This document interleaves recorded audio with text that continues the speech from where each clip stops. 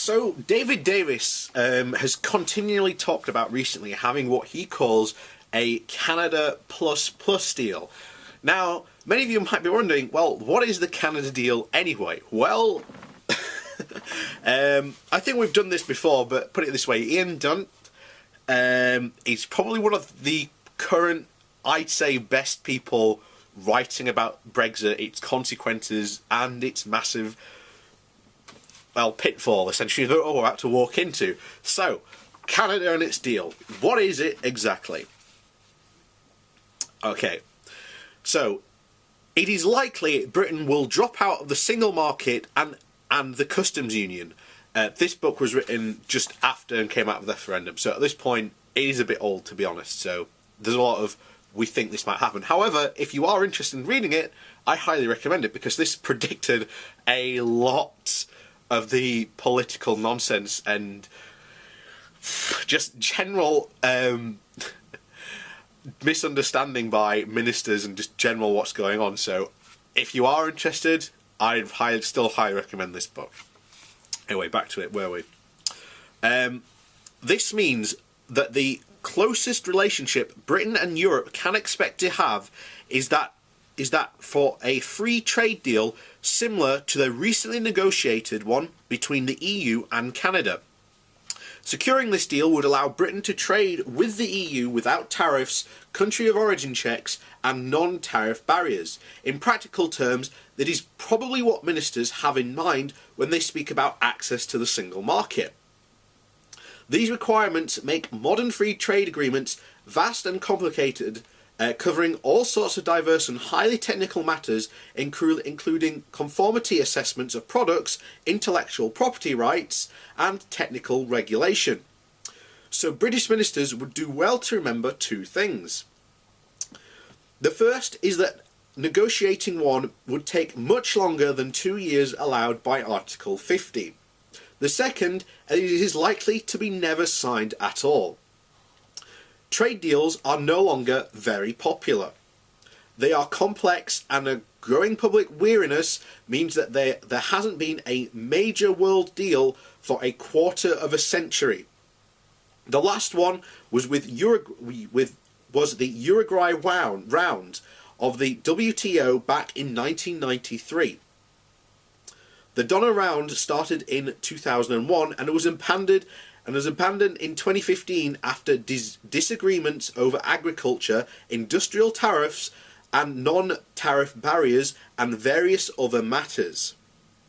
Bilateral deals are considered the new alternative to massive agreements, but they are also struggling.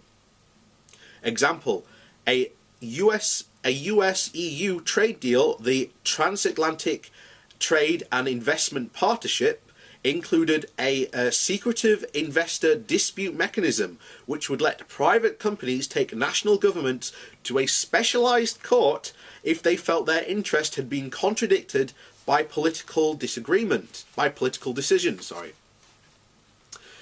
Left-wing activists smelled a rat. Processes started in Paris, and Berlin may have scuppered the deal altogether. There are similar provisions in Canada's deal with the EU, but less controversial. Yet, even here, the process has been incredibly time-consuming. By the way, I want to point out that one thing a lot of people haven't said. The US has said that in the trade negotiations between them and the UK post-Brexit, they must be kept 100% confidential. So we will not know what is in that trade deal. Now, I've said before that we will probably end up losing NICE, or NICE will be forced to buy 30% of all pharmaceutical drugs now from the USA. And the USA, the pharmaceutical industry, will milk that for all it can. Instead of offering a select amount of everything on the table, it will go, here is the most expensive drugs we can. You are now forced to buy 30% of what we are offering you. So, yeah. Enjoy. Yet even here the process has been incredibly time consuming. So negotiations started in 2009. The treaty was finally signed in October 2016. after a tortuous progression through all the national parliaments of the EU. In the Belgian parliament, that process involved securing the approval for regulation parameters, including that of Wallonia, a French-speaking region with a socialist-run local authority. Here it ran into problems, with the leftist leaders saying that they would veto it due to the powers it gave multinational corporations. After a tense few days in which the Canadians appeared to give up any hope of a deal, getting any deal to agree, it finally scraped through, but it was touch and go. This is the reality of trade deals. Once they go into national parliaments, they are vulnerable to the whims of every lobby group on the continent. Anyone from Hungarian widget manufacturers to French pyjama producers can lobby their government to reject the deal. Things can quickly get bogged down in domestic politics. A British deal has one significant advantage over a Canadian deal. As an existing single market member, it has a regulatory equivalence. However, it also has disadvantages as well. The least one is that it needs to set up an agency supervising compliance with the European market and get the Commission to recognise it. That may sound relatively straightforward, but it is easier said than done. There are very few people in the Commission available to do this, and they take their time about it. In the white heat of a time-sensitive trade deal, it is another process controlled by Britain's negotiating partner. More importantly, a UK deal would be heavily reliant on services because of their prominence in our economy. These play a much smaller role in the Canadian deal. Services are more complicated than goods. Getting a packet of eggs over a border just involves producing the packaging for them to the right standard.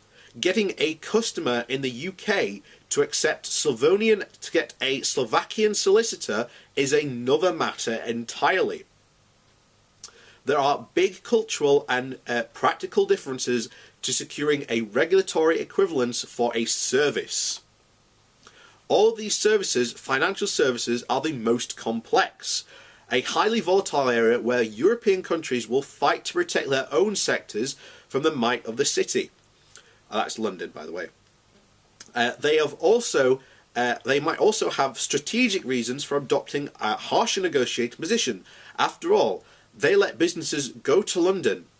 The more that go to Berlin, Frankfurt, and Paris, a trade deal provides an opportunity for the EU to grab businesses a market share, which the Canadian deal did not.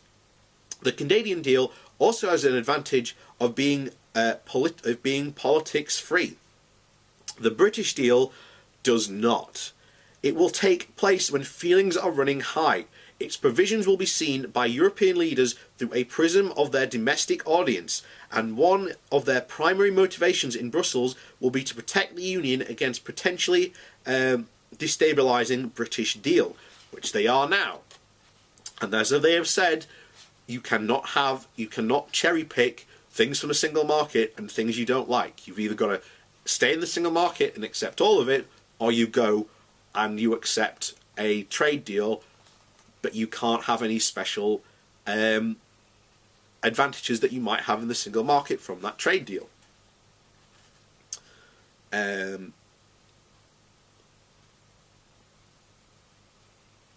we are. Yes. Quite when this deal will take place, though, is anyone's guess.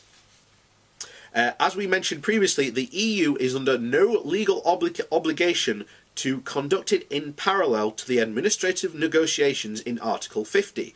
Member states are likely to do so more out of concern about the damage a British economic collapse will do to their country than because of their goodwill. But whether it runs parallel to the administrative negotiations or not, one thing is clear. It cannot be done in 2 years. Even if Britain had an army of trade experts and negotiators, which it does not, a deal is almost inconceivable in this time frame.